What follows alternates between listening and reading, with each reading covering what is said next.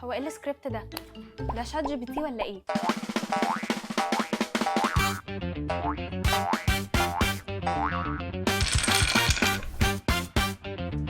اهلا بيكم في حلقه جديده من برنامج فص ملح. ثوره تكنولوجيه ضخمه غيرت شكل العالم، فجاه بقى عندك اجابه لكل سؤال في اي وقت ومن غير مجهود وسرعه عمرنا ما شفناها قبل كده. في الاول كان مجرد اداه، مساعد ذكي بيسهل لك حياتك، لحد ما في لحظه ما بقيت بترجع له في كل حاجه، افكارك، قراراتك، ده حتى اسئلتك الصغيره قبل الكبيره. البدايه كانت مع شركه اوبن اي اي لما قدمت شات جي بي تي للعالم كله. شات جي بي تي هو روبوت ذكي متدرب على تقنيات عميقه ومعقده، هدفها انه يقدم نتائج بتحاكي اللغه البشريه وتكون قريبه للناس، وده خلى شركات البرمجه والتكنولوجيا تتسابق علشان تساهم في تطور مجال الاي اي. لكن مع كل الفرص ومحاولات التطوير دي بدات تظهر مخاوف حقيقيه وحاله من القلق حوالين الاي اي. القلق ده خلى منظمات عالميه ومؤسسات بحثيه تبدا تدور ورا الموضوع ده بجديه، لحد ما توصلوا ان شركه اوبن اي اي اعتمدت في تدريب شات جي بي تي على بيانات مجمعه من الانترنت ووصلت لحوالي 300 مليار كلمه. المشكله ان من بين البيانات دي كان في بيانات شخصيه اتاخدت من غير موافقه اصحابها، وده طبعا اثار قلق كبير جدا حوالين المبادئ الاخلاقيه وحمايه الخصوصيه. وبعد فتره بدات تظهر حالات تسريب بيانات واسرار تخص شركات كبيره، وكمثال على ده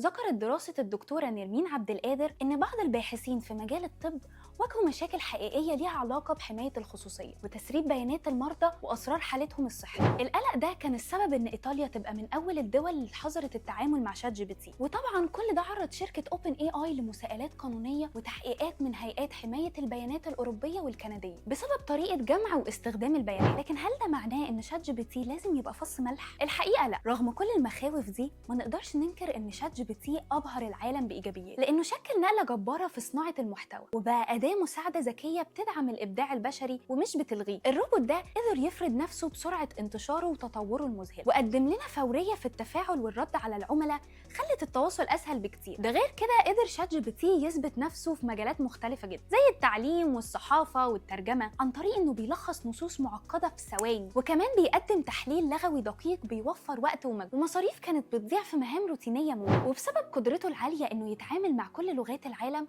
قدر يكسر اي حاجز جغرافي وينتشر عالميا، ويساعد صناع المحتوى في الاعلام والتسويق انهم يولدوا افكار جديده ويحسنوا جوده نصوصهم، وده خلاه المحرك الاساسي لرفع الكفاءه وتقليل التكاليف في عصر الاي اي. واللي يثبت لنا قد ايه شات جي بي تي وجوده مهم وما ينفعش يختفي هي الدراسات اللي اتعملت على مجالات مختلفه، زي مثلا دراسه دكتوره رانيا محمد السيد ودراسه تينج ما في مجال التعليم، اللي توصلوا فيها ان شات جي بي تي قدر يحسن من تفاعل الطلبه وفهمهم للمحتوى، وكمان ساعد الطلاب من لغات مختلفة وقدر يوصل لهم المعلومات بطريقة مبسطة. أما بقى في مجال الإعلام والصحافة فوضحت دراسة الدكتورة شيرين عبد الحفيظ إن شات جي بي تي بقى أداة مهمة للصحفيين وغرف الأخبار، ولأنها بتساعدهم في كتابة الأخبار والتقارير وتحليل المحتوى، وكمان إنهم يصيغوا عناوين جذابة ويصححوا الأخطاء اللغوية، وده كله بيحسن جودة الشغل الإعلامي بشكل كبير وبيخليه أكتر إنتاجية وجاذبية. أما في مجالات الإعلان والعلاقات العامة فشات جي بي تي بقى أداة فعالة للشركات في كتابة الرسائل الإعلانية وابتكار أفكار وشعارات للحملات، وكمان تخصيص المحتوى حسب الجمهور والمنصة، ده غير إنه بيسهل التواصل مع العملاء والرد على استفسارات. كل ده